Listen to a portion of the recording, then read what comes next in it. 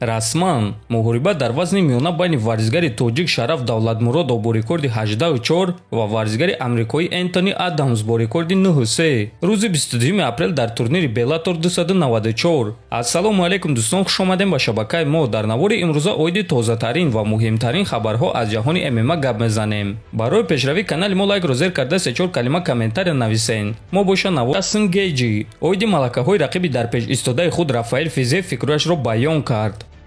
Физиев ҷангвари дурахшон аст, аммо бошам аз ҳама дурахшонтарин ҷангваре ҳастем ки ба актакони UFC баромадааст. ма доимо муҳорибаҳои сол ташкил мекунам ва ин муҳориба низ муҳорибаи сол хоҳад шуд. ӯ ҷангвари ҷавон ва гурусна аст. ма 5 сол пеш дар мавқеи ӯ будам ва ма бесаброна ин муҳорибаро интизорам то ин ки ба ӯ дарси хоксориро омӯзам. ма барои ҳамаи кор омодаам ва ма мехоҳам ки ӯро ба чуқурии уқёнус бурда дар он ҷо ӯро ғарқ кунам, гуфтааст Гейджи. хотиррасон мекунем ки муҳорибаи Ҷастин Гейджи ва Рафаэл Физиев аллакай шаби 18 март дар турнири UFC 286 баргузор мегардад ки муҳорибаи асосии ин турнир муҳорибаи унвонӣ дар вазни нимёна байни чемпион Леон Эдвардс ва Довталаб Камару Усман хоҳад шуд. ногуфта намонад ки ин сеюм муҳорибаи онҳо мешавад ва ана худи Усман оиди ин муҳориба чӣ фикр дорад.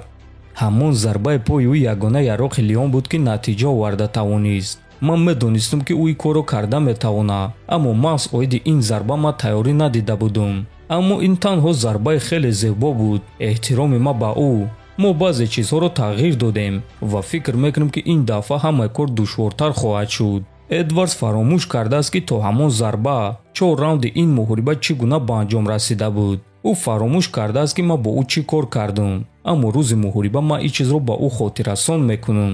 рӯҳан ягон кор тағйир шудагӣ нест. ӯ ҳамон шахсе мемонад ки дар давоми 4 раунд ягон кор карда натавонист.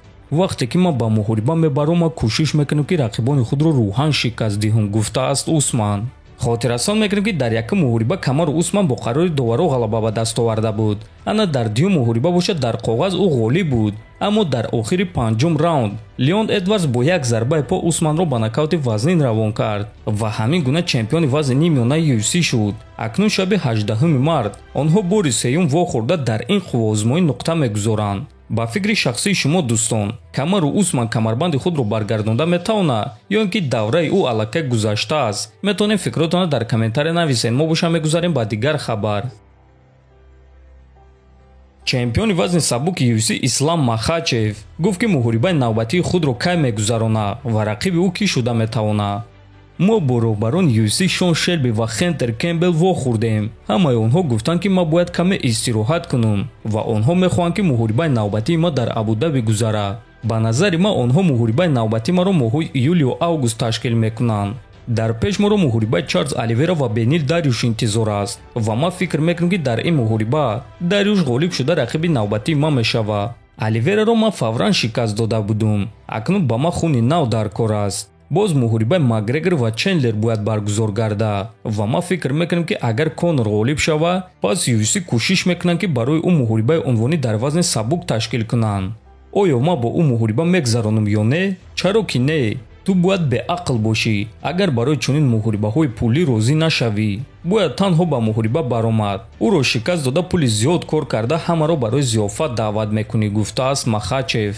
чӣ гуна ки фаҳмиден Ислам Махачев муҳорибаи навбатии худро дар Абу-Даби мегузаронад ва бо эҳтимоли калон рақиби навбатии ӯ ғолиби муҳорибаи Бенил Дарюш ва Чарлз Оливера шуда метавонад. ҳамчунин ғолиби муҳорибаи Гейджи ва Физиев низ имконият доранд ки рақиби навбатии Махачев шавад. агар ки онҳо ғалабаи хеле дурахшон ба даст биёранд ва Дана Вайтро ҳайрон кунанд, барои ҳамин интизор мешавем ва мебинем ки чӣ гап мешавад. ҳамчунин ногуфта намонад ки боз ду варзигари тоҷик Лоиқ Раҷабов ва Нурулло Алиев низ дар Абу-Даби баромад кардан мехоҳанд ва агар ки ташкилоти UFC ба онҳо низ дар ин кард муҳориба диҳанд, пас фикр мекунем ки ин яке аз турнирҳои беҳтарин барои мо шумо хоҳад шуд. дар ҳамин ҷо дӯстон навори мо ба анҷом мерасад. фикр ақидаҳоятонро нависед, ҳатман дар канали мо обуна шавед. то боздид хонободу сарбаланд бошед.